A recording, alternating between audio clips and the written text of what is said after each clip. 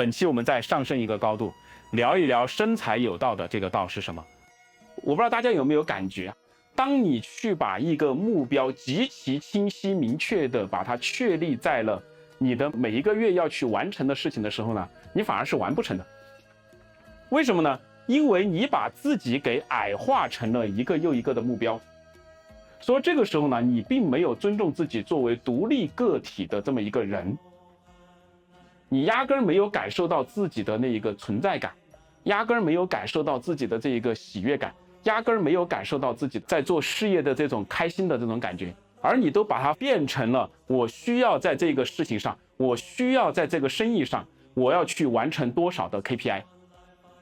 这个其实是对自己的一个极大的损伤。所以说我们自己作为一个堂堂正正的顶天立地的人，他应该是不能够被一个目标给矮化的，不能够被一个目标给缩减的，因为在这个里面呢，他才会有他完整独立的属于他自己的神意，就他自己就是他自己最大的神，一个人就是他自己最大的神，我们不必去求神问佛。当此之时呢，我们才能够找到极大的自我。换句话说呢，如果非要讲生财有道，是你需要在自己的那一个道上。各位可以回想一下自己这辈子挣钱最多的时候，你会发现我赚的那一些钱好像来得很容易，我强烈的在做我自己的时候是来得很容易的，反而呢后面念头一多，欲望一杂，这一个人给我说了一个 A 的这个方法可以更好的成交， B 这个人跟我说了一个 B 这个方法可以更好的成交， C 这个人跟我说了 C 这个方法更好的成交了以后，我反而没有了自然而然天性使然的这种感觉，反而这个单子呢就下降了，然后呢你就更加进一步的焦虑，就陷入到了这种痛苦的轮回当中。所以说呢，一个人真正的发财的那个自己呢，就有激情的永远的只相信自己和做自己。但是这里的所谓的自己，不是某种欲望下的自己，也不是某种自己固化视角下的自己，是在自己跟外界的碰撞当中不断的去体会自我边界建立过程当中的那个自己。你看今天下午呢，我有一个心理咨询的客户啊，但是来之前我得到了他的允许，他是开车200公里过来找我做心理咨询，每个星期都来做这个心理咨询呢，他就是做得很痛苦，已经有重度抑郁了。为什么呢？因为家里面呢，他就像一个包子，老公可以捏他一把，爸爸妈妈可以捏他一把，他姐姐可以捏他一把，他对外呢又要去挣钱，我跟他说2-3句话他就要哭，他这个人已经完全没有办法挣钱了。但是呢，反观他的姐姐，就像是一个在夺别人气运的一个人，永远都说我好累啊，你来支持我一下吧，然后他妹妹就来了，给了他情绪价值了过后，然后他姐姐明天早上又可以冲出去挣钱了。在这个里面呢，我们能够看到这种能量的这种交互模式。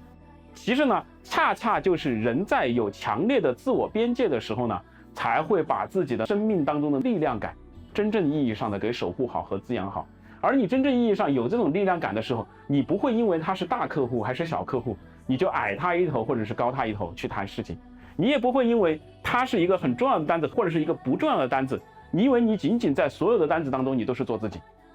压根儿就不会扭曲自己来把这个事情给谈成。而在这个时候呢，你的单子呢，你的或者是你的生意呢，谈的是最好的。就好像我今年呢，主播他在淘宝的玉这个分类上他是第一，他可以一天24小时不间断直播，一边打着吊针一边直播，但是他一天可以卖1个亿，虽然退货率呢有70%，但是呢他一天也能卖3000万呢。这个女生来找我的时候，她就想知道她接下来的一些路，我就在跟她评价她过去的路为什么成功。我会发现她在谈论她的产品的时候，有一种天然的喜悦感。这种喜悦不是说我为了钱财而这样，我就觉得这个东西我很喜欢，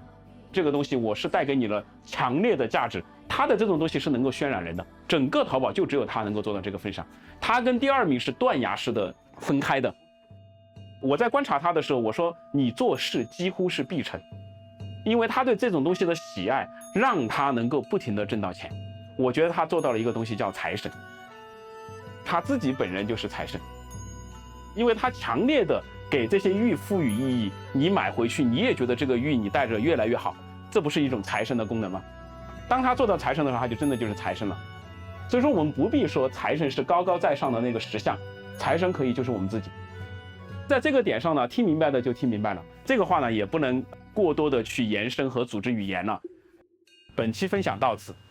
感谢大家的观看。年运系列下一期分享2025年的值年卦，择火革变革与挑战的大环境下，我们如何更好的自处。